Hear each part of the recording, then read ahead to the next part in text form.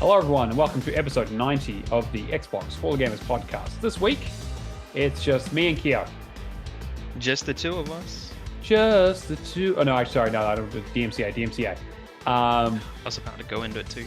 Yeah, exactly. It's just it's a reaction. And we've got the wonderful Charlotte working the producer back end today, and she's in the chat. Literally in the background. Yep. Literally shit posting. Just yeah, there you go. This week, it's probably going to be a little bit of a short show. It's there's some news, thankfully, but we don't think we're playing too much. We've got a question in there from our good friend Isaac. But as always, this show's live on Twitch. Xbox Hall of Game is the place to find us. Come say hi, hang out with us. David's in the chat here. We've got Alison here. We've got Bulbasaur. So we'll see what comes about. But yeah, want to come hang out with us? Come say hi, ask questions. Be mean. No, don't be mean. Be nice. Hi, David. But yeah, let's get straight into our question for the week from my good friend Mr. Isaac Logic Dad, question asker extraordinaire. He said that he saw that we had a lot of questions last week, so he decided to hold off for this week, which we greatly appreciate because last week was questions. Mm-hmm. Last week was a pretty packed show. He says, "Hey guys, the achievement I'm going for is difficult, so I'm replaying the same level over and over, and there's this unskippable cutscene in the middle of the level. It's crazy they still have those in games. What's the most annoying things in games for you? Thanks for taking my question. You guys don't really like to complain, so this might be hard to answer. Yeah, right. That's us. That's us. We're always super positive about everything." Keo, you got any initial thoughts? Well, I mean, the first one that comes to mind, and I mean, you love your context sensitive buttons, right? But in my Games for Windows Live day, that hasn't ended, by the way. I've still got a heap of stuff I haven't finished. Yeah. I tried to play Resident Evil Operation Raccoon City. Oh no. And that has pretty much in every level just a button mashing effect that is way too fast. Yep. Way too fast. And when you've got a PC that can't quite run Resident Evil Operation Raccoon City and it's skipping frames, guess what you're not doing? You're not hitting those buttons. So like context sensitive buttons, they have their place and there was definitely a time for them, but like that is one of the worst things that I guess we had from that whole generation. For sure. Yeah, especially like on the PC, right? You can see a lot of that with various specs. And also Games Windows Live games didn't used to run super great anyway. David in the chat points out when the NPC you're escorting has a walk cycle that is faster than your walk cycle but slower than your running cycle. Yes. I mean, yeah, that's egregious. I remember when The Witcher 3 came out and people were like, there's a button where if you hold down like the run button, it matches your speed with the person you're riding with, so you don't have to like wait for them or anything. Everyone was like, this is the future. Like this, that was the feature everyone was talking about. Yes, Alison points out that's my life with her. Yes, because she has little legs.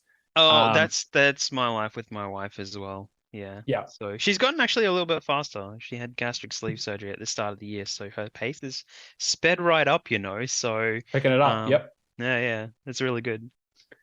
I'm trying to think of things. I mean, okay, I was gonna say trying to think of things that annoy me, but there are so many fucking things that annoy me. So I'm trying to pick one or two. I don't know. I feel like the unskippable cutscene one is one where I hate unskippable cutscenes, but I also hate cutscenes you can't pause. Like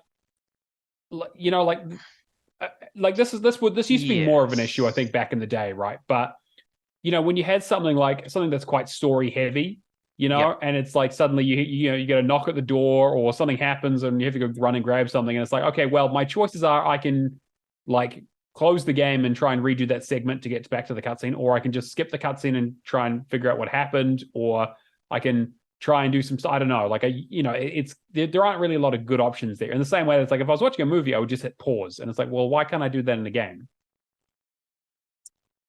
Yeah. Actually, I've got a really good one. In that vein as well, the unskippable cutscenes. Now, I can talk about this now because Final Fantasy 14 is coming to Xbox. Oh But yes. but there's every single dungeon you go into, you're basically doing dailies, replaying the dungeons every day and all that kind of stuff, and going in and trying to level up, right? But there's one set. It's like a leveling set, which is basically you can go through like your trial roulettes and stuff like that, and you can just defeat like a boss, and you can do dungeons and stuff like that, and you tick off these daily checklist boxes. There's Yep. one which is to do a story mission, and it always for years and years, no matter what expansion it is, because everyone's at the base end of the original game. There's a level called the Praetorium, and it's this 40-50 minute dungeon with unskippable cutscenes that normally you can skip the cutscenes, but this particular dungeon you cannot skip the cutscenes. And it has the dialogue comes up with this one, and it does it at a particular pace. And Right. instead of having like the next button there, it's just got like a little circle to really tease you to say that you can't skip it. And Oh, you have to play the whole dungeon out and watch the whole story because it's basically the end game level of that of the initial game, A Realm right. So Reborn. they were like, hey, we spent a lot of time on this. You're Yeah. fucking watching So this. everybody has to see the ending, or you're gonna miss something, kind of thing. And it's just like, Yeah. and Right. that's that to this day, every day, if you hit that and you try to do that, clear your daily to get extra XP, you end up in a 40-50 minute dungeon. So I love that. Like, I'm suddenly remembering my, when I was deep into Neverwinter, and it was like anytime you get it, because again, it has the same thing. Like you have like a trial queue, you have a bunch of queues of like yeah, randomized dungeons for your that's what it dailies is. and Yeah. things like that, Mm. right? And every time you get up to like the demigorgon or whatever, um, someone would be like, you get into the fight and you'd be like, okay, cool, yeah, we're getting into it. And there's always one fucking person who doesn't skip the cutscene, and you're just sitting there waiting. You're like, hey, we're down like 2 men here because one of our healers is just like, oh, I just decided I wanted to see the cutscene for the millionth time, even though it's trash. It's just yeah, Yeah, I can't think of any good games that do it, but the games that have long animations too, that you can't cancel the animation, you have to do the whole animations. I remember when Doom 2016 came out, and that was definitely a big concern for a lot of people, was the glory kill animations and how they kind of Yes. Yeah.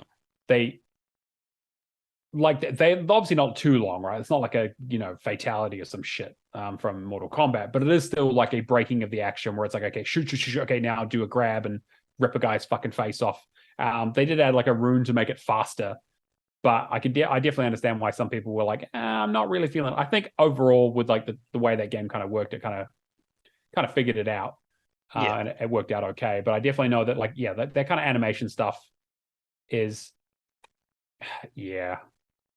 I think that like I'm also reminded of like Red Dead Redemption 2. That was a big complaint for a lot of people, was that the game was kind of overly designed when it came to like animations and doing stuff. Yeah, yeah. Like it's like, hey, look, I just want to like press a button and like loot a guy. I don't really need you to go rummaging around on his like model for like a couple of seconds to then crouch down, rummage, stand up, then have the item. It's like, I get that you want to do realism, but I just want to play a fucking video game. Yeah, 100%. David in the chat says combat and stealth sections in non-combat stealth games. Yeah, 100%. I think I'm thinking of, was it A Way Out at the like towards the end there, where it turns into like a third-person shooter for the last kind of segment of that game. But Oh, I this haven't played that one yet. okay, yeah, well, minor spoilers. There's the shooting segment towards the end of the game. I won't say anything else about it, but definitely play it. I love that game. But like the rest of the game is more of like a sort of stealthish. Like there is a little bit of like the game, in the same way that like It Takes Two changes styles quite a bit. That game does as well. So there's quite a bit of change in terms of like there's some stealth elements, there's some like puzzle elements, there's some like combat elements, but then you get to like, okay, now it's time for the shooting part, and the shooting is not great. Oh yeah. Which Yeah, is like well yeah. Scorn. Yeah, there's David. It says Scorn, it's yeah, so exactly. bad. Scorn is a great example. Like Charlotte was talking about last week. That's a Yeah. game that has shooting in it that really, really did not need it. Yeah. Um, Yeah. oh, I'm really not a fan of. I mean, the people have heard me talk about how I'm not a huge fan of RNG and that kind of stuff, and how I don't really feel like that's a game mechanic that works super great. Like it feels like padding. Like I don't know. Like I'm playing. I've been playing a lot of RPGs recently, so a lot of those have like, okay, well, run around until this enemy shows up, and then or run around and kill this enemy until they drop the one thing that you need. And I've never really been a fan of that kind of gameplay because I don't really feel like it adds anything. Like I don't feel like that chance element improves the game in any real meaningful way. Like if you're gonna if I need to find an item from an enemy, just make the enemy drop the item if I kill them, Yeah. Like having specific places to go for specific items is good. You know where you can go and find a liver out of a a a horse or something like that. Whatever you have to Sure. find to take them out, and you always know that there's gonna be a liver there. But when you get a liver every 4 or 5 times you kill them, not every time you kill them. So it's Yeah. Like you're like, okay, well, like what? Yeah, like I know this is like the game or the reason for the game, but like the game that comes to mind is like Monster Hunter, yeah, where it's like, hey, you need to make a set of this armor. You need to get a certain amount of like scales or tails or claws or and you can you can do that by cutting off certain parts of the animal or the monster. But again, it's still chance, right? Like you still don't always get yeah. the drop. I mean, doesn't every single one of these things have a tail, and you need the tail drop? Pretty much, yeah. So it's like, okay, You can cut the see it, tail it's off just right for that. there. Yeah, just cut the tail off. It's like, yeah, just do it. And I know I'm kind of bitching about like core game mechanic, but like I feel like this is I feel like when this got combined with like, hey, random drops with hey, but also you can give us some money for some more chances. Like this is where gacha came from, right? And I have some Yeah. problems with RNG in general. And then when you start adding in like a payment element to it just kind of gets real scummy. But I guess they got to have. They're trying to find ways to get people to play the content over and over again. But then again, I try to play more single player stuff anyway. So like MMOs obviously are rotten for this kind of stuff because that's the core gameplay loop is playing the same content over and over again, trying to get the stuff that you need. Yeah, and those games that require 8 to 16 people to even get into a match. For sure. Yeah, Mm. exactly. Yeah, so now we're just bitching about things we don't like I in know, video right? games. But Well, he said that we don't like to complain, so we're kind of adding a little bit in there for yeah, him. So exactly. Yeah, we were just making up for all the non-complaining we do most episodes. Yeah, but hopefully that answers yeah. your question there, Isaac. I'm sure we'll come up with more stuff to bitch about going forward. But yeah, Yes, give us more stuff to bitch about, please. absolutely. All right, well, let's get into the news. We don't have a huge amount this week, but we did have a couple of stories here. The first one being that Call of Duty Modern Warfare is coming to Xbox One, which Yes. Modern Warfare 3 coming to Xbox One seems like I have some thoughts about this, but yeah, there was kind of the idea that maybe people were kind of throwing around the idea of like, oh, maybe Modern Warfare 2 was the last Call of Duty on the old consoles. Maybe they decided to move away. We have been on the new consoles for quite a few years now. I guess the question is like, where do you cut your losses? Where do you decide, hey, this kind of hardware is holding us back. Maybe let's not develop for it anymore. Where do you cut your losses? Oh, I seem to remember a certain Xbox 360 game that cut out the story and only had multiplayer and zombies. And guess what Modern Warfare 3 has? It has zombies. It has multiplayer. In fact, the zombies world, it looks like, is going to be on the whatever that other online one is. Outbreak? Yeah, no. So Outbreak is the one that the zombie mode that they had originally in Right. the original like remakes of like Black Ops Cold War Yes. and Okay. stuff like that. They Yes. started Yeah. to add all of that in there. And there was some really good open world stuff in there. I actually really, really like it. And I've said before that Redfall should have had what Outbreak has got. Right. But Yeah. Good. like they're adding it to the Warzone. Warzone. It's the Warzone map most likely with the zombies and stuff like that. It's going to be like a huge thing. So Interesting. I mean, I kind of understand why, right? Like Warzone is their big. That's their big ongoing thing that they kind of keep touting out and making money off of, and just will not let die. So it makes sense that they're just trying to resurrect every bit of it that they can. I'm very curious to see what the response is to it, though.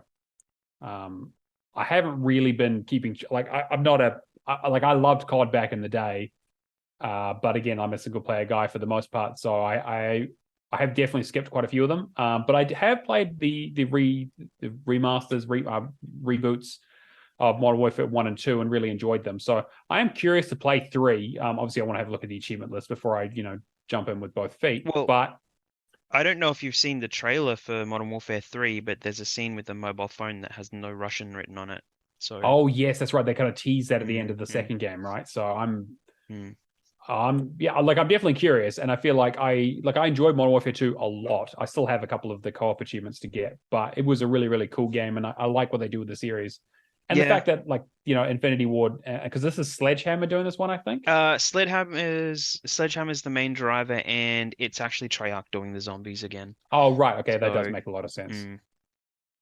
mm. Yeah, because they didn't Interesting. have zombies in the last one, did they? I haven't No. played Modern Warfare 2. Did Yeah. they just stick to multiplayer in the game? Yeah, pretty much. Yeah, Oh, they and had Spec Ops again? They did Spec Ops, yeah. So they have the Okay, cool. Spec Ops co-op, but it's only one. That's 2-player. So Oh, Cameron and I right. kind of bashed our heads against it for a little bit. Didn't make a lot of progress. So I'll have to go back at some Yeah, stage. 2 players? Yeah. The first Modern Warfare, the 2019 one, only let you do it was 4 players, but you could only start a match if you had 4 players. Yeah, I remember, and it was like one level, and it was kind of a pain, but once you kind of got through it, it wasn't too bad. But this, we've definitely struggled with there was only like 3 co-op missions that they put in there. One of them wasn't too bad, but the other 2 were pretty brutal. Yeah, I recently picked that up, so maybe I should install it and see if I can do that.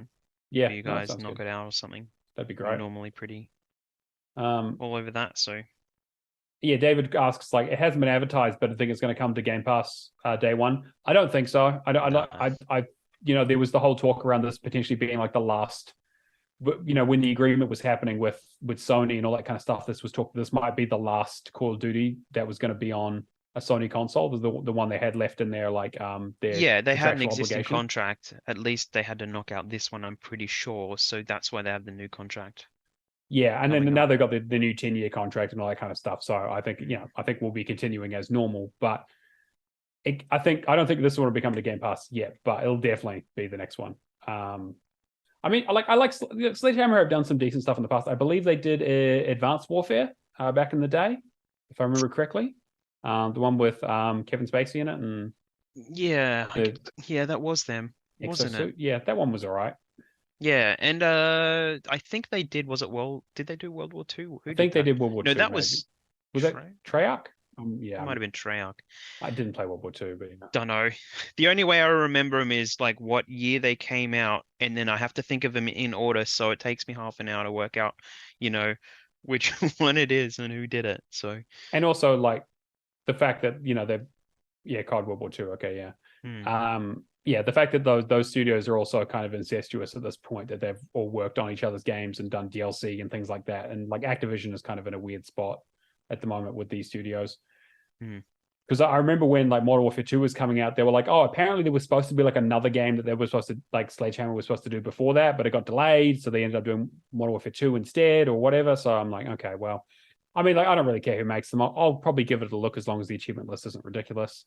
I normally jump in on the ones that have multiplayer pretty much straight away and get rid of the multiplayer stuff. So yeah, that's smart. It is interesting that it is coming to Xbox One though. I mean, even Microsoft has stopped releasing their games on Xbox One at this point, right? So it's like, okay, it's interesting. When do they decide to say, okay, actually, this is the last one? Like, I wonder, like, when Microsoft, if the acquisition deal goes through, does Microsoft keep games going to Xbox One when they become technically first party? Or do they ditch it? Or do they spin it off and make the Xbox One version have vampires? Sure. You know what? Like, hey, look. I mean, what am I thinking of? It was like Ninja Gaiden. What was that Ninja Gaiden? That Yaiba spin-off? Oh yeah. Z Ninja Gaiden. That's the one. Yeah. Yaiba. So, yeah. The zombies or whatever it was. Yeah. Yeah. Weird fucking game.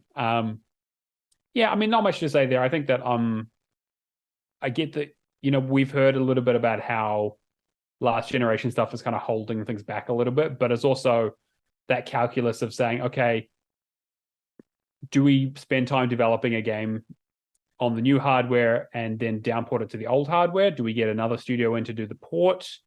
Do we just stick with new hardware? Because, like, you look at the audience base, and this was the PlayStation 4, PlayStation 5 thing that we saw, right? Where Sony came out and said, "Oh, we believe in generations," but it Well, turned out that generation was PS4, not PS5.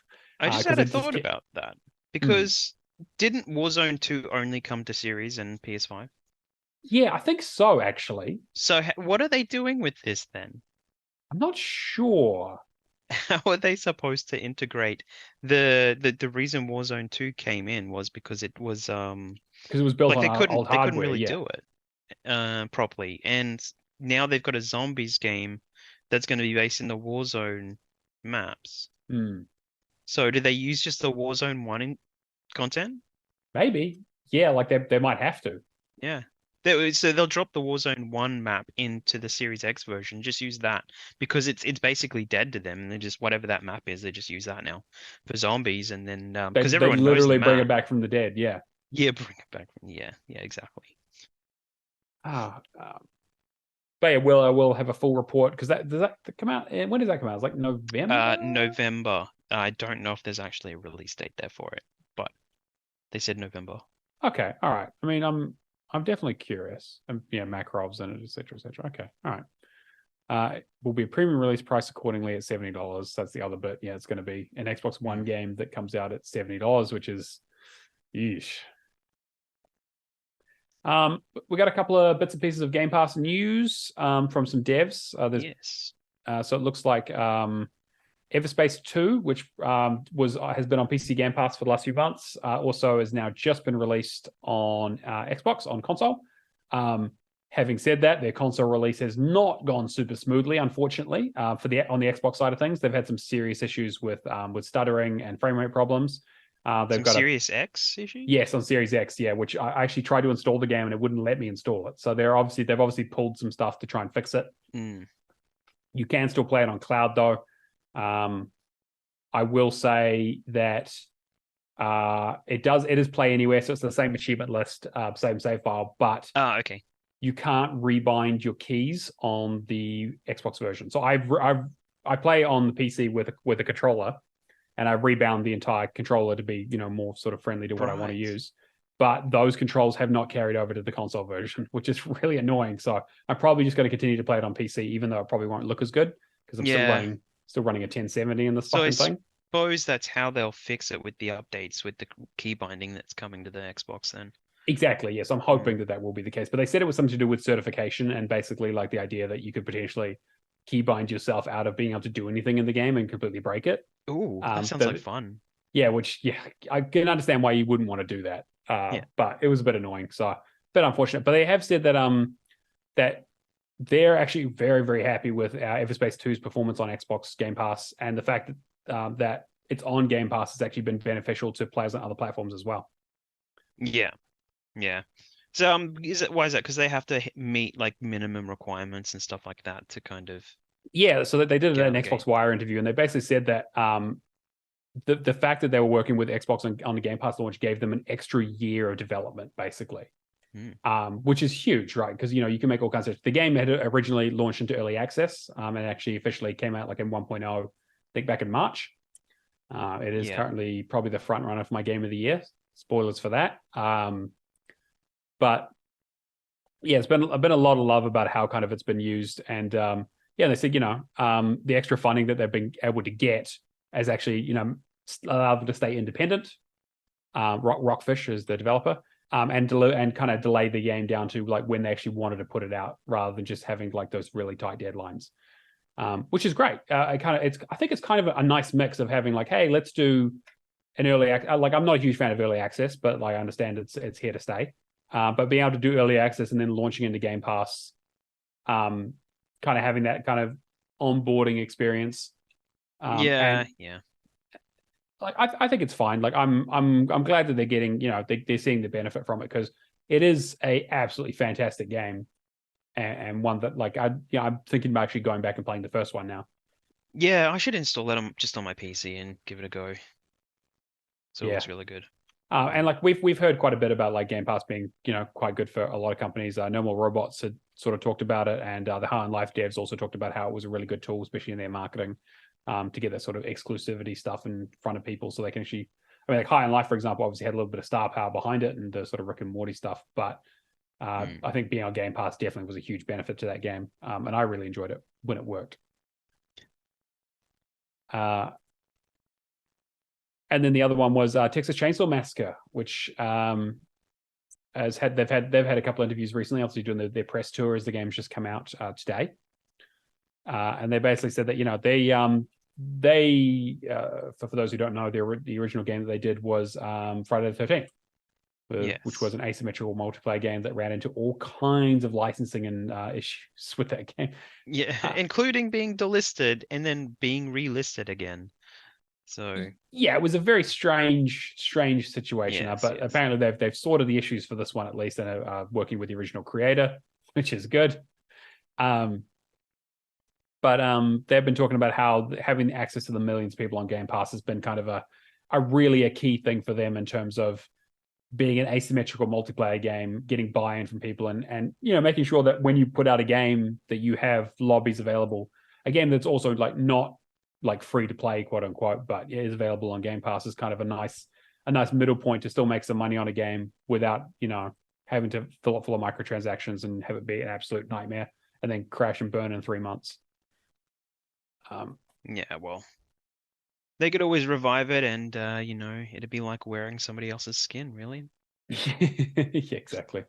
David asked, what kind of game is Texas Chainsaw Massacre? So it's very similar to that vein of the Friday the 13th, where you play as survivors versus killers. I have not seen too much about it, but it very much looks like it's built on the kind of bones of that, of like running around trying to escape, build the thing or slam doors or build traps and that kind of stuff to try and get away. But it looks like there's like multiple killers as well. I'm very curious to see I think it was like 4v3 or something, which is kind of an unusual number. Yeah.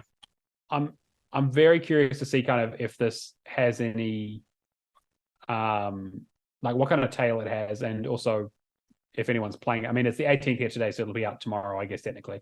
Yeah, it's hard to really get close to the reigning Dead by Daylight and its expansions. Yeah, that's what I was thinking as well, right? Like Dead by Daylight, like just is so dominant in that space, especially with like it's the amount of content that goes into that game, and also the brand stuff that they do. Like that game has that game has like more crossovers than fucking Smash Brothers does. Like it's ridiculous in terms of like, it's like, oh, we've got like Nemesis and Alien and the Terminator or whatever, and fucking Nicolas Cage and shit. Like, oh yeah, they're doing Ellen Ripley and stuff. Yeah, exactly. Yeah, they're doing all this kind of stuff, and it's like, oh, cool. Like, again, like I don't think I'm like Dead by Daylight is not my kind of game at all, but it's really cool to hear about like them doing it's like we'll put the nurse from Silent Hill, we'll put Nemesis in there, we'll put I think Leatherface might even be in that game actually, but yeah, or like a Leatherface knockoff at least. So yeah, it seems to be one of those like asymmetric multiplayer games that's really taken off. Whereas like something like Friday the 13th kind of did have a little bit of initial appeal, but kind of died off quite quickly. Yeah, well, and if it's, I think is it Netflix that did the last movie, it was trash. yeah, it doesn't surprise me at all. Yeah, so oh well. Yeah, but hey, we'll keep an eye on it. I mean, maybe it'll end up on one of our games that we play. Maybe we'll do a community event if it's well, I want to see the achievement list to make sure it's not as bullshit as Friday the 13th was at least. Yeah, well, if it's on Game Pass, yeah. Yeah, exactly. Pretty easy barrier to entry. But then, of course, we'll get on to the big news that everyone's clamoring about. We're at the end of an era. The sky is falling. Microsoft has announced that they are going to be closing the 360 store in about a year. So they said that on July 29th, 2024, you will no longer be able to purchase any Xbox 360 games that are non-backwards compatible. That includes games, DLC, anything else on that store. Yeah, there's a few different places that are running with this a little bit and putting up lists of games that aren't entirely accurate. So I think TA's probably got the most definitive. But then you can't sort by DLC and all kinds of stuff. So it's like it's so hard to get like a proper list of what is and isn't going down. And it's so hard to get on your 360 and manually type in each letter to find something. And also, the so 360 has been having some technical issues for years, right? This isn't a new issue. And like Charlotte says in the chat, not really surprised. Like this was always going to happen, right? Like we've been joking about this for years. Yeah. I'm glad they gave us a lot of notice, at least. Yeah. I was dreaming just the other day of them updating the Xbox dashboard, but now it's gone. It's gone. Yeah. So, I mean, surely if they're shutting down the store, they could just get in there and do a final update and just cut that out.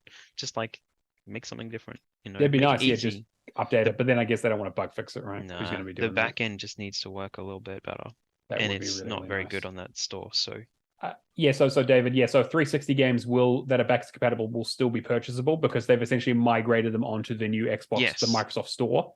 So it's you can still actually an buy them, entirely different server that they're running off. So, which is again part of the reason why they're kind of sunsetting this, is they just kind of want to get rid of it. Which, like, I get it fucking sucks, but I do sort of understand it. I don't know. Are you, with this kind of planned, thing, are you looking to be like, okay, let's get back on the 360 and kind of do some investigating? I do want to play a handful of stuff that I've got on the 360. That's why with the Gone with Gold stuff, I was like, right, what's not on the Xbox One? Go back and do that stuff in case something happens. Um, I've pretty much got every game that I really want. I think some of the most notable games on there that I already have are just like the first Resident Evil and Resident Evil Zero, not backwards Oh yes, I've compatible. got those If you too. want those, you have to get them now. The DLC that I want is already delisted. I wanted the Dead to Rights Retribution, the GAC pack, and then I think it's like a Magna Carta 2 that's delisted, the DLC for that. And it's like, so the stuff I want is gone. So it doesn't Yeah. even matter anymore. So really there might be one or two arcade games on there that I could go back and have a look at. But maybe I just need to see if any of those old Connect googly eyes and stuff like that are free that I can just kind of get a Oh few yeah, points out right. of. Reminds me. Yeah. I Yeah. think for me, it's similar story, right? Like I did a thing years ago where I was like, hey, any DLC that I need, I'm just going to go and buy it, so we don't end up in a situation where things get delisted. I think it was like when the Undergarden got delisted or whatever, or the DLC did, and that came back for a little bit, and I was like, fuck it, I'm going to spend like $300, and I'm just going to go and buy everything and just not ever have to worry about it. So I think I have everything that I need. I'll need to double check. But I'm definitely I think this is probably a good opportunity to go back to the 360 in general. I was looking at my list. I have 117 unfinished Xbox 360 games. Yeah.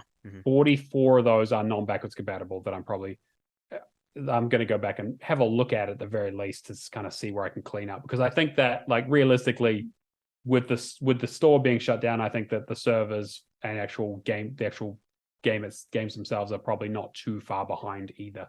We probably have a good few years yet, but I've been saying that for a long time and keep putting it off.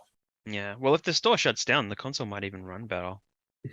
True. Actually, yeah, that's a fair point. Yeah. So I'm sure there'll be a lot more stories about it, and people are going to be outraged the same way they were about the PS3. Yeah, everyone will be doing dodgy things to back stuff up and exactly. and people, there's going to potentially be some account sharing to get some more listed stuff. I would not surprise me, but yeah, it's just, it is really unfortunate. Because the 360 is kind of, was what got me into like super hardcore gaming and achievement hunting, right? Yeah. I mean, that's where it all started. Good old the original Gears of War back in 2007. Yeah, well, I mean, it goes to show with Games for Windows Live stuff, you can still do stuff with a lot of those games, and it's been about 9 years. So, I'd say it'd still you should still be able to play most of your peer-to-peer games and stuff, at least. So, but better. As long as they're not EA games, I think you'll be okay. Yeah, exactly.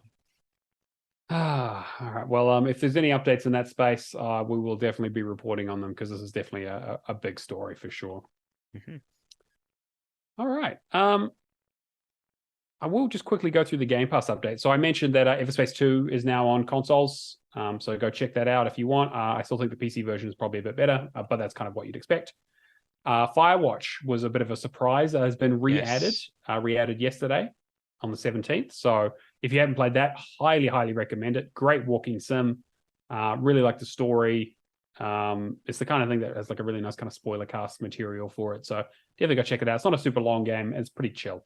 Yeah, the last time it left Game Pass, I had to make a choice, and that one didn't make the cut. So I think it's time to go back and play. So for sure, that's great. Texas Chainsaw Massacre, as we mentioned, will be coming out tomorrow on the 18th. So definitely, I would love to see some talk about it in the Discord and get some feelers out there from our community to let us know what they think about it. and maybe we'll put some boosting sessions together and all that kind of stuff.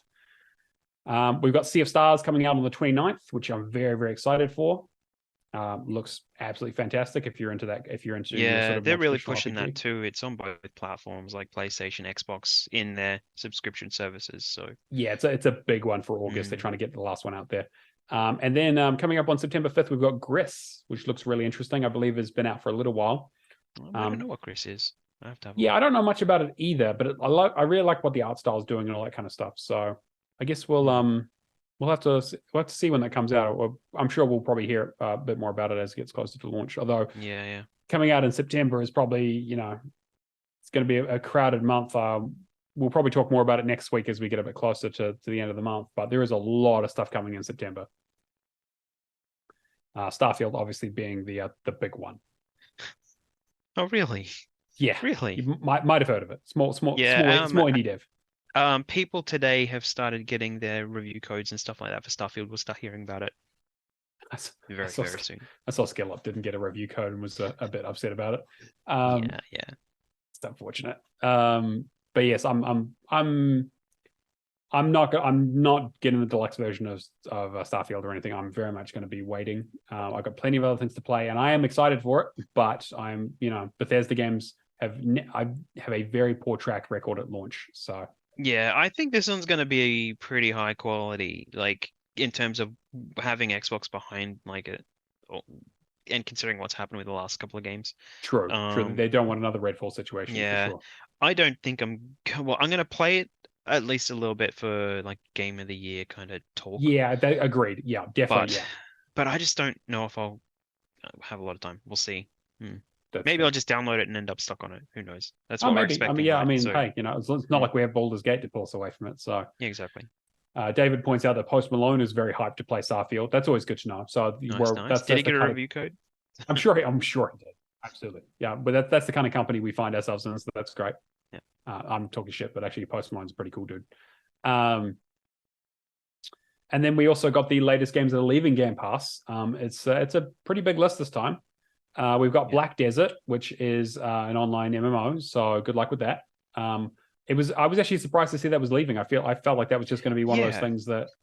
Yeah, I did start that actually because it's one of the classic Game Pass Quest things that you had to boot up for like a year and a half every week because it was always on your list. They would always have perks and stuff for it as well too, right? Yeah. Yes, I'm surprised that it was leaving. But all right. Just kind of felt like it would just be like, hey, we're going to just get these MMOs on here forever because why not? Like, what does it cost them? They make all their money in game anyway. Yeah, I reckon something like Black Desert will probably come back. Yeah, but you're probably right. We've also got Commandos 3 HD Remaster, which it's a sort of RTS, sort of World War II RTS, right? Or military RTS. I never really cared for the Commando series. I barely even looked at them. So yeah, I kind of missed them. I was thinking about doing it, but I've heard that some of the achievements are a little bit buggy, and also not a lot of people have played it. There aren't a huge amount of guides, and also you need to play through the game twice. The difficulties don't stack, which kind of sucks. So I'm considering it, but probably not. There's too much other good shit to play that I'm not really fussed. Something that people should play though is Immortality, which is leaving, which I think is the big one. Yes, which I've been talking about the last couple of weeks, and Firehawk's been playing it this week, so he's been streaming it actually. So which is brave of him, considering. Yes, very brave. He set up his filters in the way he went, and so there's quite a bit of nudity in that game. So be warned. Don't play it in front of the kids. But also, I really like. Again, you've kind of talked about it the last couple of weeks, and I'm a big fan of the game. Definitely recommend it. Jump on it. It's not a super long game. You can probably finish it in like 6 to 8 hours, maybe 10, depending on how lucky you get and how much you use a guide, how much you figure out on your own. Yeah, I did it all on my own, and it took me about 15. Yeah, right. Really. So. There's a Nuclear Throne, which I believe has an unobtainable. So, and it is also like ridiculously difficult as well as a roguelite. So I don't think a lot of our community are going to be playing that. No. Surgeon Simulator also has like a very high ratio. I think it's like almost like a 10.0 ratio or something close to it. It's ridiculous. That one hasn't been on there for that long, has it? Is that one of the? No, not really. I remember they I got like Christopher Lloyd in his like Doc Brown outfit to announce it. at like I don't think it was like a Devolver event, but at some Uh, event like ages ago. And everyone was like, "Oh, they're doing like a Back to the Future game." It's like, "No, Surgeon Simulator." Everyone was like, "What?" Yeah. So yeah. I don't think there's a great loss on that one. I don't think but one that is a big loss is Tinykin. Hmm. Did you play Tinykin yet, Kev? No, I haven't Okay. played it. Yeah, I would definitely recommend it if you have any love for platformers and kind of Pikmin. This game is like fantastic. Relatively simple. Like there's not a like again, it's not like a super in-depth thing, but there's an interesting story thread. You are shrunk down to you basically are like a little mini dude in a house, and you basically go from like room to room and kind of solve puzzles and help the various communities of the tiny people of these houses and their weird cult religion stuff that they've all set up by like climbing on spoons, or hey, they need to make a cake, so let's like help them with the cake ingredients, so you need to collect a bunch of little dudes who can lift up the cake ingredients and bring it to the bowl to put it in the mixer and things like that. Right. How long is that one? um I'm not sure. I don't think it was super long. Like I remember finishing it relatively quickly. Hmm. Let me see how long I 8 to took. 10 hours, it Yeah, I seemed. finished it in 7 hours and 41 minutes to give you an Hmm. idea. So it's probably closer to the 8 hour stuff. The only real issue that I kind of had with the game is it is quite a collectathon. Right. So, and there isn't really like you can get, they'll tell you, which level or which room has the collectibles you're missing, but the rooms are quite big. And so I found myself being like, okay, I need to just do a video guide that just checks each area, which is a bit annoying. It would be nice if they had like an indicator or something to kind of point you in the right direction at least, because there are a lot of collectibles in the game. But the game itself is very cute. Oh yeah. The Yeah. rooms, yeah. Yeah, I see a bit of a 3D platformer. Yeah. Yeah, definitely. Yeah. And like, you kind of have like fast traversal mechanics. Like you get like a bar of soap that you can skateboard on, and they do that. They do the thing that I love in video games. Like, how we were talking about things that we hate in video games. This is the thing I love is when you get to a certain part of a game and it's like, hey, you got to this bit. Here's a shortcut back to the start. So if you ever need to get back or whatever, we just kind of taken that bit out of the game so you don't have to redo it. I'm like, mwah, like perfect. Like absolutely. Give me like Dark Souls does this perfectly. I'm like, great. I want more shortcuts. I want more like throwing down a ladder or cutting a rope or opening a door or something just to make it just easier to get around, so I'm not repeating the same stuff over and over again when I'm trying to clean up a game. You're right. um And that's about it for the Game Pass updates. yeah, pretty much. So yeah, not a lot happening. I mean, very curious. Like I said, September's going to be very busy. I'm very keen for Sea of Stars, but otherwise I'm pretty much safe. I've already done Immortality and Tinykin. um I'm still working on Game Pass stuff at the moment, which I'll talk about. Yeah, I've been so close to actually. I've been thinking about, do I really need like, should I just dumb down my Game Pass subscription and just like put it at the base level for a while and work on my other games and games of gold and all that kind of business and stuff. But Yeah, I've been considering like where my time should be put, and I've been very much in the camp of like I should be working on backlog, but Game Pass is such a nice refresher to not feel like you just it bash your does. head against Mm. games that you like are stuck on or aren't enjoying that much. Yeah, that's the thing that's really keeping me there, I think. Yeah, like the fact that like a short hike just kind of showed up on Game Pass one day and was like, hey, this game's a cute thing. And I like it was like 11 o'clock at night. And I'm like, cool, I'm just gonna fire this up and just play it for like 3 hours and go to bed at 2 a.m. and just have a really good time with it.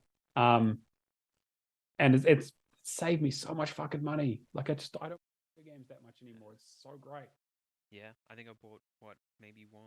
Well, I think Final Fantasy 16 was the only thing I actually bought this year, Yeah, like right, as a right. new release. So yeah, everything else, Game Pass for now. Mm. Um, Speaking of what we've been playing, let's go through a little bit of that.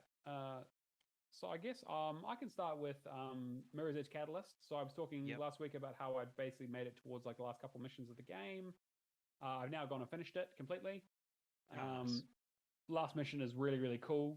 It's very much like climbing a very high building, doing a lot of big jumps and a lot of spectacle stuff. The combat in that game is still kind of jank.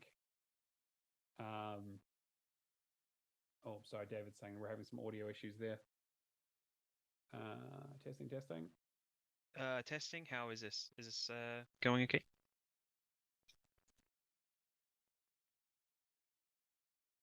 Well, hopefully. Oh, All no, I right. fixed it. Okay, now Looks we're like it's good. fine. Okay, thank you.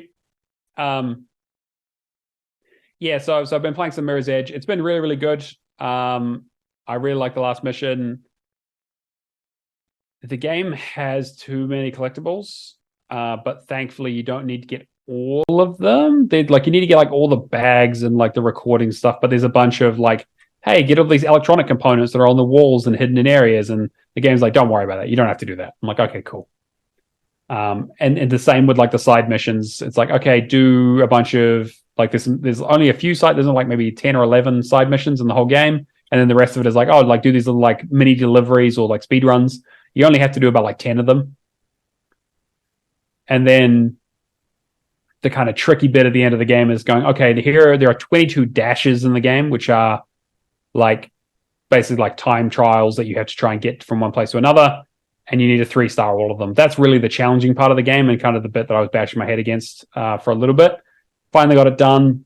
Only had trouble on maybe half of them. Some of them were pretty good, but the timing is very tight. Like you're talking like literal milliseconds, potentially, depending on how good you are at the game. But overall, I think actually like quite a bit better of a game than the first one. Definitely recommended, especially with the servers being shut down for the couple of online achievements. Get in there and bash it out. If you even like mildly like the first game and struggled with like the difficulty of it, this game is much easier.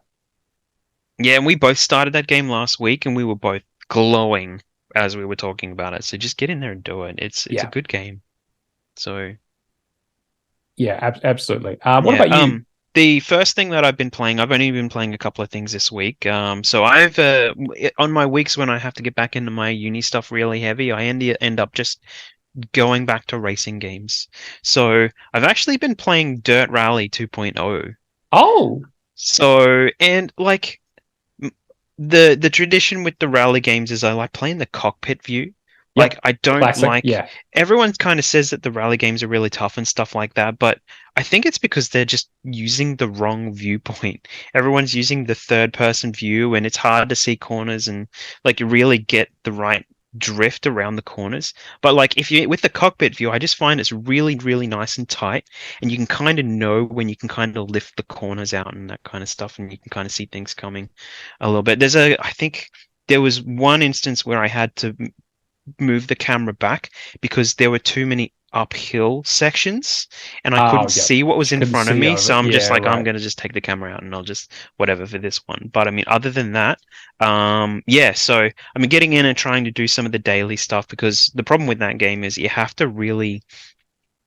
earn money to do anything in the game, like unlocking cars, doing tracks and buying and repairing your car while you're on the track and all that kind of stuff. So I figured I'd get a car, go in, do some dailies, earn enough to get another car. They'll get me the weeklies done because like the first couple of cars are about 20,000, and then you go to do the weeklies and they'll probably be between 87,000 and 200 to 300,000. So it's just like you have to get and do a few things. So I've just like once a day loading up doing the daily, earn a bit of cash. But really, I slogged it out with the monthly, which was 32 races.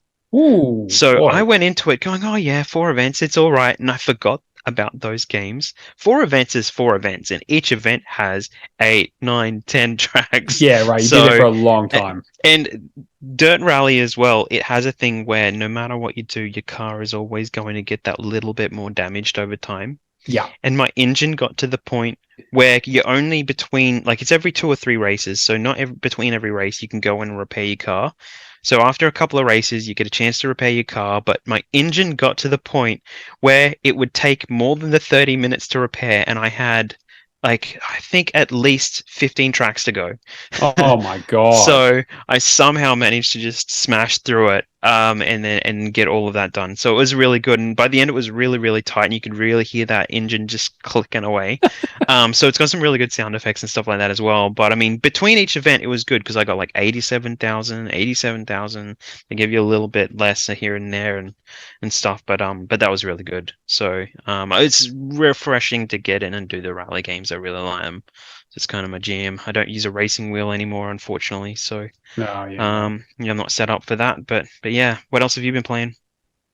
Um, I am still doing my Gone with Gold journey. Yep. I've been sort of looking at kind of what I have left. I've got maybe a couple of games, but I decided to do Trüberbrook, which is another German point and click. So last week I talked about the Inner World, the Windmonk, Yep. which again was a sequel point and click German game, which I really enjoyed. This is another one, basically set. You are an American who wins a lottery to come to a town out in the middle of the German country, out in the middle of the German countryside in the 60s.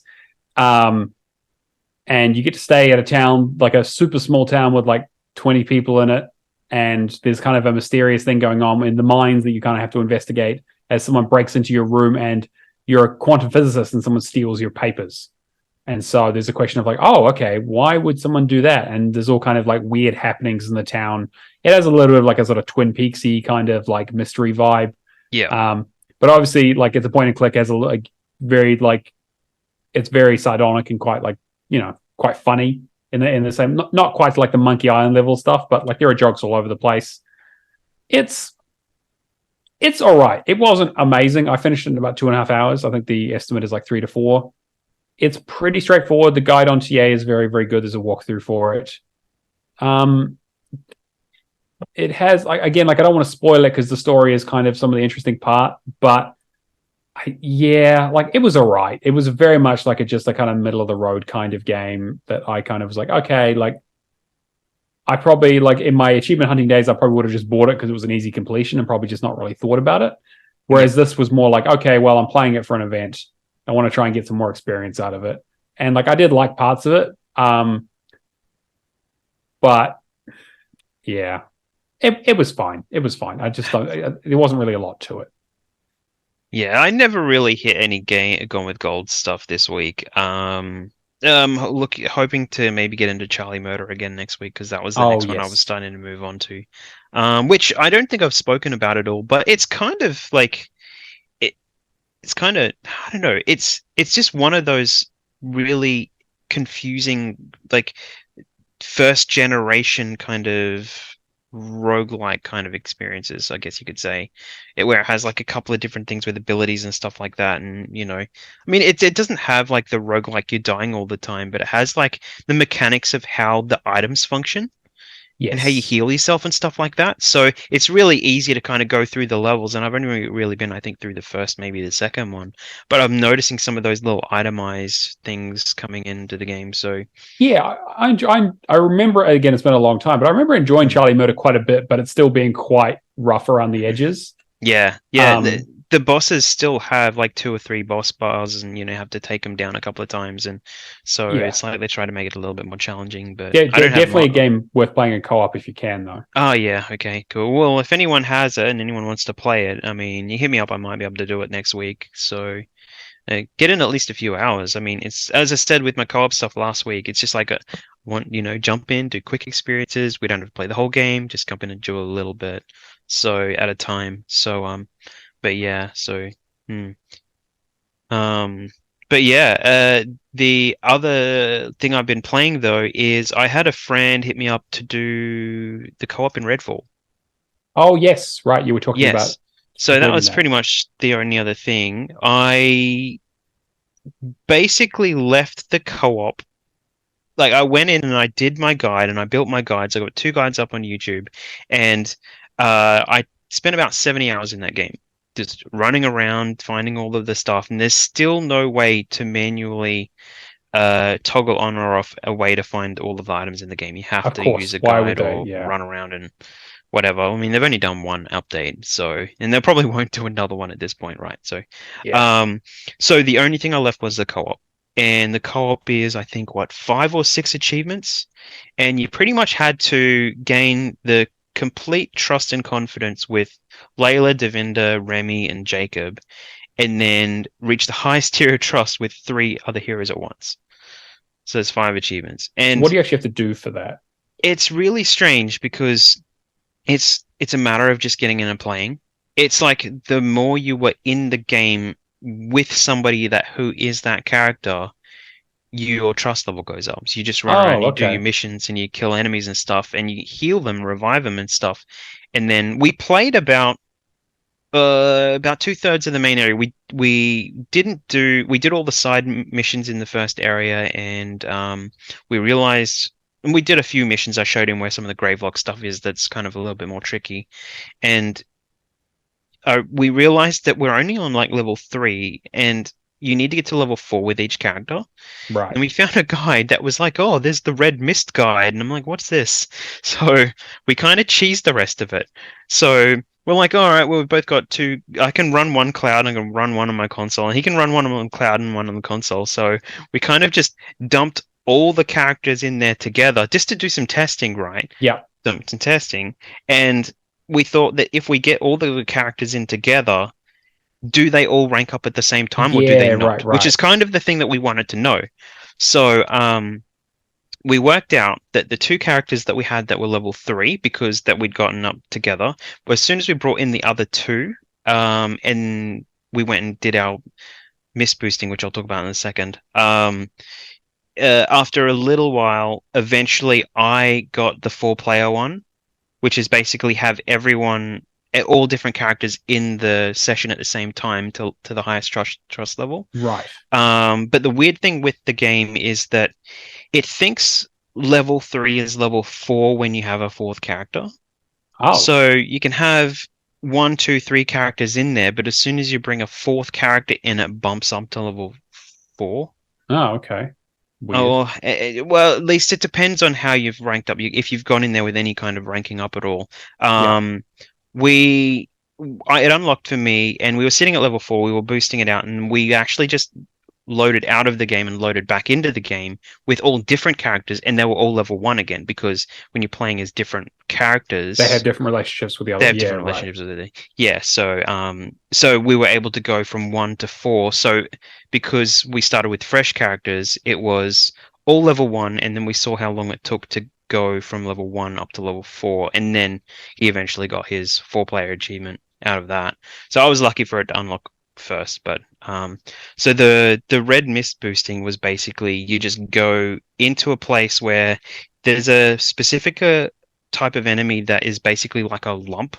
Is like a rock in the middle of like a red pool of mist, and this enemy just basically gives out this mist. Right. And if you're in the mist, then you get hurt.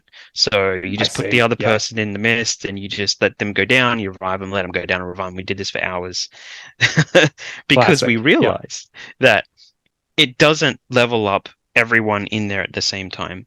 So even though it was getting the characters to level 3 to level 4, it was building individual relationships when you did stuff with the other characters. Right. So we had to do it with one character and then swap and then do it on another character. But the good thing is that when you are doing it with somebody else, your character and their character both unlock it at the same time. Right. So you can switch to a third one that will. Yeah. Okay. Right. Yeah. So in theory, if you do it properly, you only have to do it 4 times. Yeah. So, but then when the achievements don't unlock, you have to keep going, and so it unlocks at odd times too. Like you'll be between level 3 to level 4, and it's either halfway through level 3, at the start of level 4, or at the end of level 4.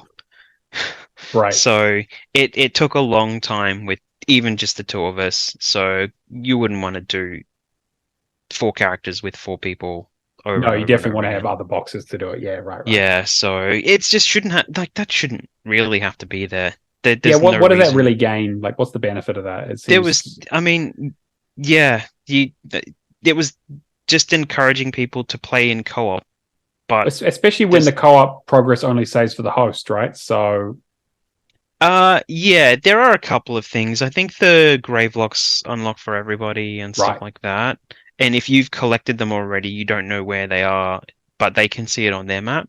Gotcha. So there are a few things. So I mean, I could get in a game with somebody with my character that's unlocked all the Gravelocks, run around, and if I know where they are, that's great. I can't see them, but I'm like, I think there's one there. And it's like, yeah, there is. So, but yeah, so that was a little adventure. If you want to do Redfall, my recommendation would be, I mean, I would say if you want to play it, then just play it. I might just. It's not a long game, because we did most of that first area in a few hours. Then you move on to the second area. The second area is a little bit bigger. You just have to watch out for a couple of key things. Like it does the Far Cry 2 thing where it cuts off the first half of the game. You have to go onto the second map. You can't go back to the first. Yeah. And there's a mission in the first one. If you do the side mission in the first area, it unlocks someone you have to find in the second area. If you don't do that, then you've got to basically do a whole playthrough again. You've got to go back, New Game Plus, do that mission, and then go into the second area after you finish the quests in the first area, and then try and find this guy that's randomly running around a specific area, so may or may not even be there. Okay, that's good to know, because it is on my to play list, so I might make that the next thing I look at. Yeah. When I have it uninstalled, I've got it installed at the moment, but I could always jump in with the cloud and go like, well, if you missed anything, you want to know if you missed anything, we can have a look or That'd something. be amazing. So I don't mind. I actually don't mind the game, but it's still trash. They don't care. Yeah, sure. I mean, but hey, you know, you don't get into achievement hunting without playing a little bit of trash, you know? Yeah, exactly. Yeah. And then I just have two more things that I quickly played. So I put a lot of time into Chained Echoes, which I mentioned last week, as the kind of one-man JRPG that someone made that is really, really good. The more I play it, the more I'm enjoying it. I kind of mentioned, I was like, oh, it's cool that they give you like most of the characters, like 6 characters within like 2 hours of the game. No, buddy. This game has like 10 characters. There is a lot. Like there is a lot. They give you a lot. It does like all of the JRPG things. Like it's like, hey, you get an airship, but they also do a really cool thing where you get sky armor, which essentially is another 4 characters that you essentially get that are you can, in most places, again, there are some restrictions, but if you're in any sort of outdoor area, as long as there isn't like, a story reason, you can basically summon down this armor that floats, and then you can also float up higher and glide over things and basically just skip areas. Or it means that essentially you don't have to go through the sort of path that you walked through originally or use the fast travel. It allows you to move around and investigate areas and kind of find secrets. It also has a completely separate battle mechanic as well, where if you get into a fight while wearing the armor, the 4 armors that you have totally different weapons, totally different abilities. They even have like a different ability meter or like a overdrive gauge, depending on like whether you're in like 0 gear, 1 gear, or 2 gear. It moves a bar that you kind of need to like balance as you play through it. It's really, really cool. Also, the armor is like super overpowered, so sometimes you'll just run into an enemy that you fought at the start of the game while wearing the armor. And, your normal attacks do maybe like 300, 400 damage, whereas the armors do like 5,000. So it's just like just sweep through and just destroy things. Right. Yeah. The same areas have the same level enemies, or do they scale, or? Pretty much. No, yeah, pretty much. It's like pretty much area by area. So like you can go back to like the first area and just fight the regular dudes that you fought at the beginning. The game has a very interesting level system, like I mentioned last week, that you don't level up by grinding. You level up by getting these shards, and the shards are either done by finishing quests, doing the reward board, which is kind of like a board where you basically try to create chains of like, hey, here's like little mini quests or little challenges, and every challenge that you do, if you can match them, do one next to another one, it creates a chain. And you want to try and create the biggest chain possible by trying to do the ones next to each other to spread across the board. So you have some rewards in there for level ups, mostly from bosses though and quests. There is some like you basically, as you use skills, they get skill points and they kind of become better versions of them. But you can only get like, a skill only goes up to level 3, for example. But you also gain skill points that you can spend on the skill. So if you're like, hey, I've been using this skill a lot, I want to swap it to a different skill that I don't really want to use all that much, but I just want to get it leveled up, so I'm done with it. I'm just going to dump the points that I've saved into that one to kind of skip it ahead or move it up faster. It's a really interesting kind of mechanic and not something that I've kind of seen in a game before. I mean, again, like it's very much a love letter to JRPGs in a lot of ways. So it has like a lot of mechanics from the kind of Final Fantasies over the years, but it's really well refined. Has a big cast of characters, has the sky armor stuff, has like an airship, has a really interesting story. I'm really, really digging it. I'm getting towards the end of the game, I think. I'm kind of getting to the climactic part where the reveals are happening. Yeah.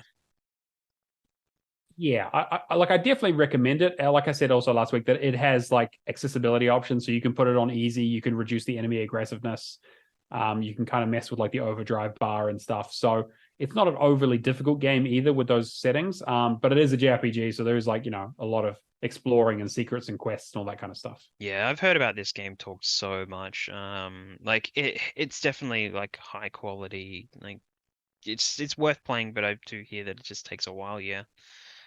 How long is your Yeah, completion gonna take? like not as long as I was expecting, because you can also speed the battles up. So I have the battles set to like the highest Yeah, speed, okay. and I've got the difficulty set to low because I'm just kind of enjoying the game. Mm. I'm maybe like 17 hours in, getting towards the end of the story. I think the story is probably going to take maybe 20 hours, maybe a little bit more. And then with cleanup, I'm probably looking at, again, I don't know how big the cleanup is going to be at the end of the game because you still need to like do all the quest board, get all the ultimate weapons for everyone, beat like the super boss, your typical Righto. JRPG stuff, right? Yeah, But yeah. but it's nice because I feel like it's a condensed version of a JRPG. Like it's someone who's looked at JRPGs that are 120 hours and gone, we could do this in 40. You know, we can make this a 40, 50-hour experience and kind of hit all of those key things, like hit the story stuff, hit the big character stuff, hit the like number of cool bosses and number of areas, and not like overdo it. But I'm definitely gonna report back. I don't know if I'll finish it this weekend, but I may have it done before next episode. But I will report back on that. Definitely enjoying it. It's on Game Pass. Highly recommend it. It's made by one person, which is insane. The level of quality is ridiculous.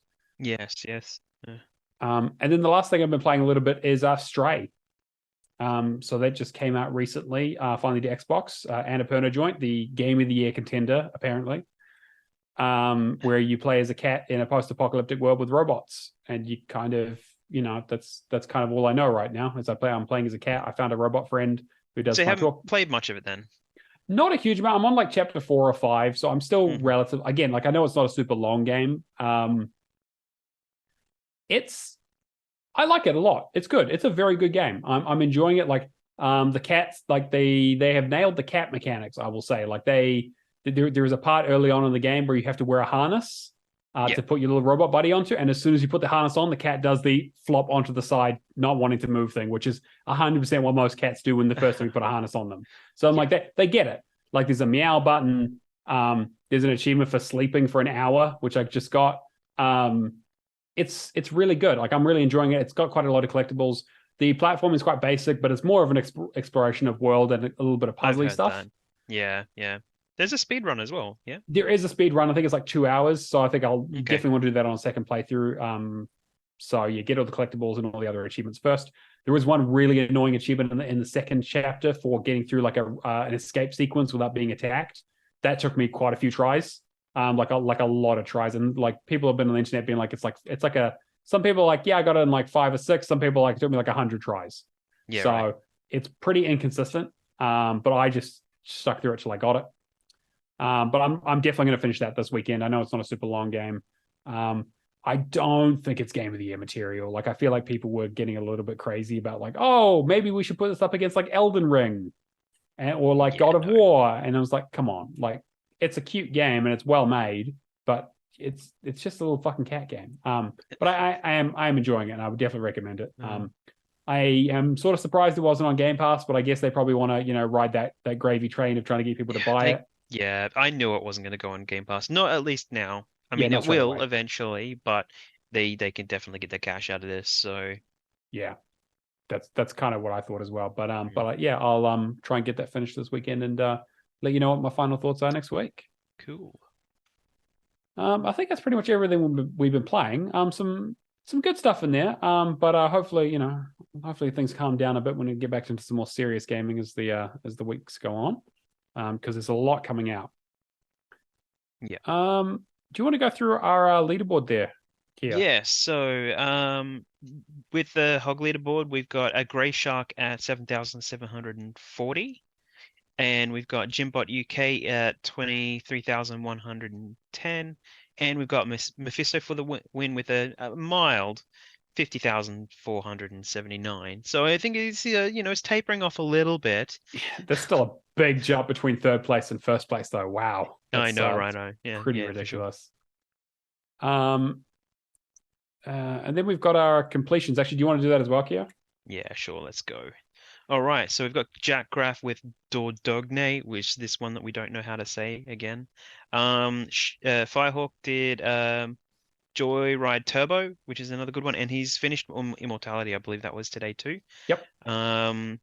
Natolinator has finished Ghostbusters Sanctum of Slime, which you didn't end up getting in with that, did you? You were No, I talking didn't. about He ended up, I think, doing it by himself, but he was also yeah. saying the AI is next to useless for it. Yeah, So I'm pretty sure you, me, and even Shadow probably went in together and did yeah, just I the think so for the co-op stuff co-op a little stuff. Yeah, while we should ago. probably actually go Yeah, back and actually just we play could that actually game play all the it way together. through. Yeah, that would make sense. I think I might have actually finished the story, maybe, but still, there's a few things to do, or I'm at least close to the end. Yeah, Rapture did Venba. Shadow Sly did Doom Eternal. That's another good one. which he says is one of his favorite games of all time. He put Yeah. a little mini review in the completion, so go check that out.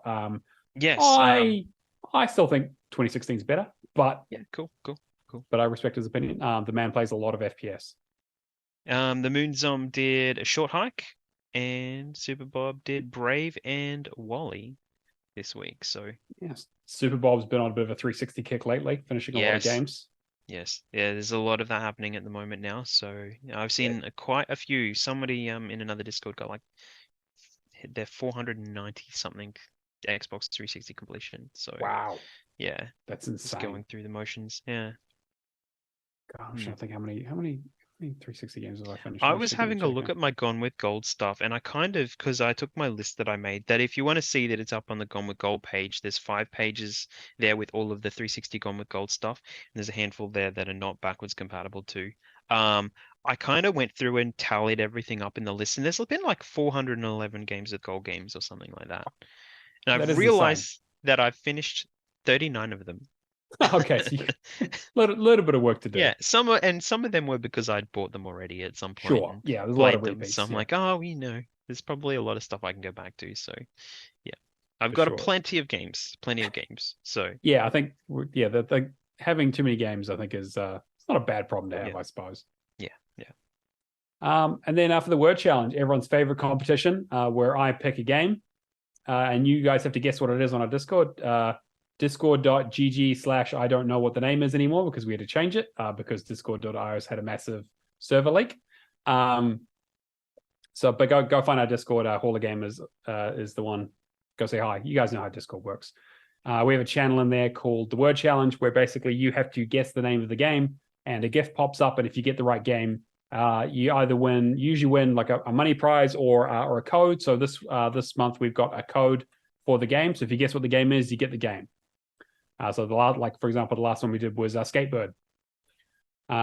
It's also not the fucking Witness, as people have been guessing. So go in and try that. If people have realized you can guess the Witness, you can only guess once per hour though, so you are wasting your guess.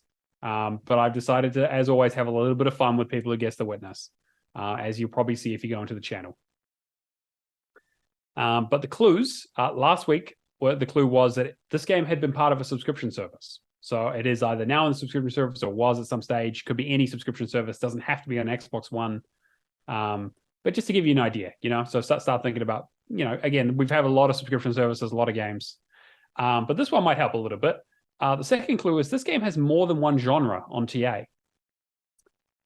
So you'll have to do a little bit of digging and a little bit of cross-referencing. Can't just look this one up on your own. But, you want to look for multi-genre games. So good luck to you.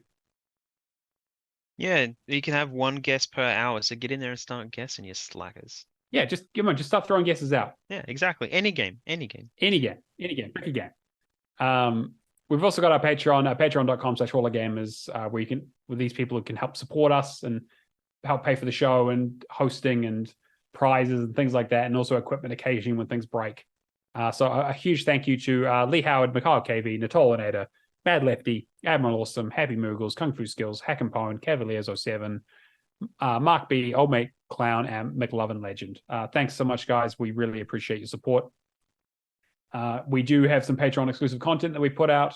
So whenever we do kind of extra content, we chuck it onto the Patreon. At the moment, it's mostly our sort of outtakes from the beginning and out end of the show.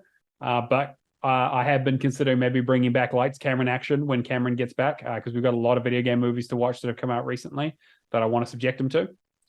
And I'm sure he will quote unquote love it. And I guess that's kind of going to bring us towards the end of the show. As always, you can join us on Discord. Charlotte, if you're in the chat, Charlotte has put the Discord link in there. Otherwise, come hit us up. We can help you out and get you an invite. If you want to come hang out with us in our community, join our boosting sessions, talk about stuff. We've got a serious channel. We've got a silly channel. We have all kinds of stuff in there. Watch us live on Twitch, Xbox Hall of Gamers, as a lot of our fans are doing at the moment. Big thanks to them, David and Bulbasaur and Zach and Charlotte and Allison. And if you want to get in contact with us, you can email us, hallofgamerspodcast@gmail.com or @hallofgamerspod on Twitter. Now, I don't have a lot to shill, but Keo, what have you got? All right, so you can find me on Twitter at KeoLiveHome, and that is usually where you can find my notifications for when I go live on Twitch, which is also at KeoLiveAtHome. And then you can also find the VODs of those recordings on my YouTube channel at HTFG Play. So that's where you can find me. I haven't been streaming lately because I've been doing uni stuff, but keep an eye out. Once you get in there, get a hold of the notification button, you'll know when I go live. So fantastic. And as always, I'm Neomaster on True Achievements, Xbox, and Discord. Nothing kind of new happening there. But that's going to wrap up episode 90. A big thank you to everyone watching live and everyone for listening on your favorite podcast platform. Be sure, if you've missed the VOD, to check it out on YouTube. I need to be better about posting those links after that when I post them. But we're Xbox Hall of Gamers on YouTube as well. If you've missed the VOD, you're listening to the audio version. Also, a huge thank you to Charlotte for doing our production this week, despite not being able to be on the show itself. We greatly appreciate her and her support. All right, well, that's episode 90. We will catch you guys next week. See you later. Thank you.